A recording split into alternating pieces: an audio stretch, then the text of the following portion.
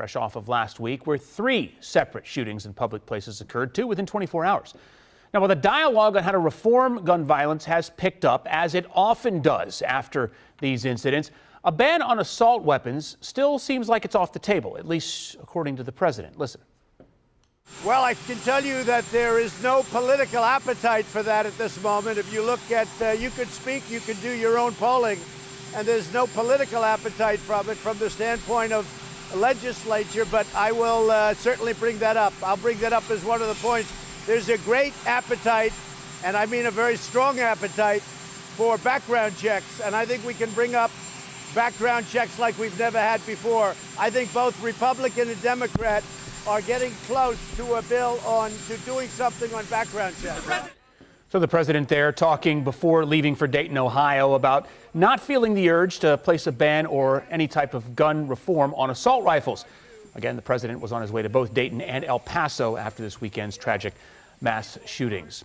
We'll get to the president's trips in moments, but first, joining me now to discuss gun reform, the president of Brady, Chris Brown, is with us, president of Brady United. We just heard the president there say that there's no political appetite for an assault weapons ban. Is he not talking to Democrats or anyone on the other side? What do you take away from those comments?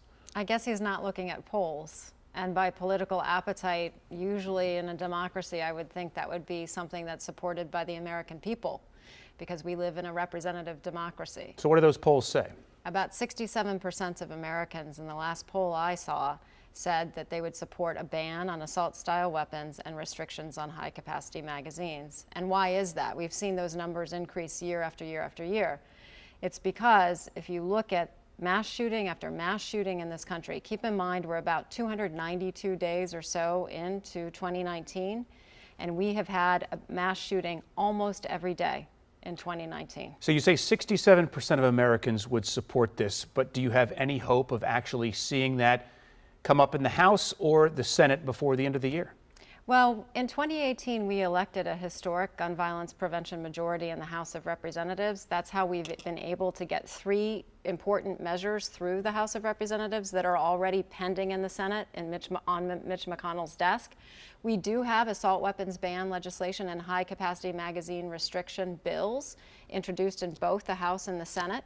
I would like to see the House of Representatives take up those measures and put them on Mitch McConnell's desk. You know, I wonder, with this talk about gun reform and the debate that's going on right now, I wonder if the timing of everything, with Congress being on recess, is it harder to put the heat on? Because I think by the time that House and Senate reconvene in September, I mean, we know the attention span, and this will be a distant memory almost, unless something else happens between now and then. What we're calling for, because you're raising a very good point, the House has already passed, for example, an expanded background check bill.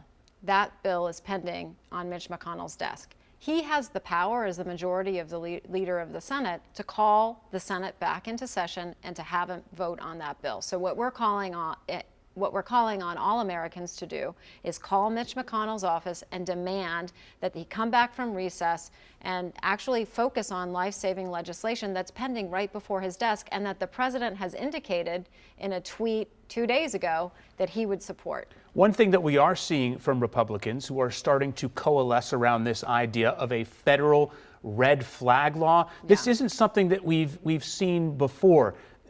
Is that something that you have faith in that could actually get accomplished before the end of the year?